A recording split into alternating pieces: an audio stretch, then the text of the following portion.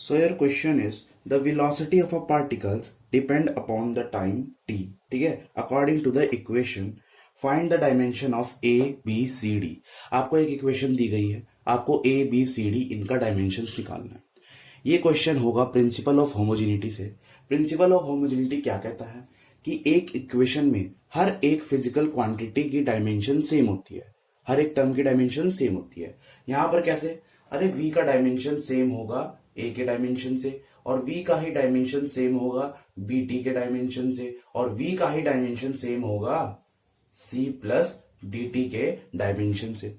But हम d का dimension कैसे निकालेंगे? बिकॉज इस पूरी टर्म का डायमेंशन v से इक्वल है according to principle of homogeneity. पर इसका कैसे निकालेंगे d प्लस टी का? क्योंकि यहां पर दो अननोन है. ये कैसे निकालते हैं? देखो, अरे प्रिंसिपल ऑफ होमोजेनिटी क्या कहता था, जो दो फिजिकल क्वांटिटी तभी प्लस या माइनस हो सकती है जब उनका क्या डायमेंशन सेम हो. ठीक है जी. तो d का डायमेंशन सेम होगा t के डायमेंशन से, बिकॉज ये तभी प्लस माइनस हो पा रही है. अब निकालना स्टार्ट करते हैं. v का डायमेंशन क्या है? v यहां पर है वेलोसिटी ऑफ अ पार्टिकल. कोई एक पार्टिकल है, उसका कुछ वेलोसिटी होगा. ठीक है जी, वही है यहां पर v. चलिए, तो v का डायमेंशन होता है lt माइनस वन, इक्वल हो जाएगा, और यही डायमेंशन किसका आ गया? a का. तो a का तो हमारे पास डायमेंशन आ गया. इस तरीके से b का, यहां पर v क्या है? v का फिर से lt minus one equals to b क्या है? b तो अननोन है, b का डायमेंशन निकालना है. t क्या है? टाइम. टाइम का डायमेंशन होता है कैपिटल टी. अब जब ये कैपिटल टी ऐसे नीचे आएगा तो ये कुछ ऐसे हो जाएगा. ठीक है.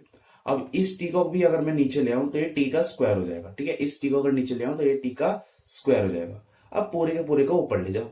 ठीक है, पूरे के पूरे को ऊपर ले जाओ टी स्क्वायर को, तो टी माइनस टू. ठीक है, ये किसका आ गया? बी का. अब किसका निकालना है? पहले आपको डी का निकालना पड़ेगा. ठीक है, तो डी का डायमेंशन क्या हो जाएगा? टाइम है, क्योंकि dimension of D equals to हो जाएगा डायमेंशन ऑफ टी के, और टी का डायमेंशन क्या होता है? ये. तो डी का भी आपके पास डायमेंशन आ गया. अब एक मुद्दे की बात होती है, कभी भी आप सेम डायमेंशन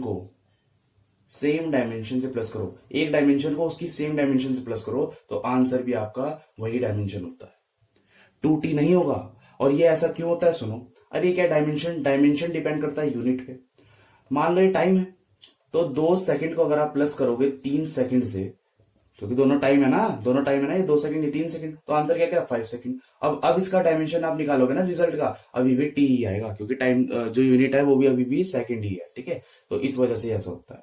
चलिए, अभी जरा जो वेलोसिटी का डायमेंशन क्या? L T minus one equals to C का ही तो डायमेंशन निकालना है, और डी का डायमेंशन क्या है? टी. अभी अभी आपने फाइंड करा यहां से, प्लस, और टी का डायमेंशन क्या होगा? इसका भी टी होगा. अब टी प्लस टी टी ही हो जाएगा. ठीक है, L T minus one equals to C upon T. अब जब ये टी इधर जाएगा तो ये क्या हो जाएगा? L T minus one T equals to C, और इस टी से ये कट जाएगा, एल इक्वल्स टू सी आपका आ जाएगा. तो सबकी डायमेंशन आ गई ए बी सी डी की. मुद्दे की बात यही है कि डी प्लस टी भी प्रिंसिपल ऑफ होमोजेनिटी यहां पर भी लग सकता है, क्योंकि ये दोनों क्वांटिटीज प्लस या माइनस हो रही है. ऐसे कई सारे क्वेश्चन हमारे चैनल पे आपको मिलेंगे. सब्सक्राइब कर लो, लाइक कर दो, शेयर कर दो.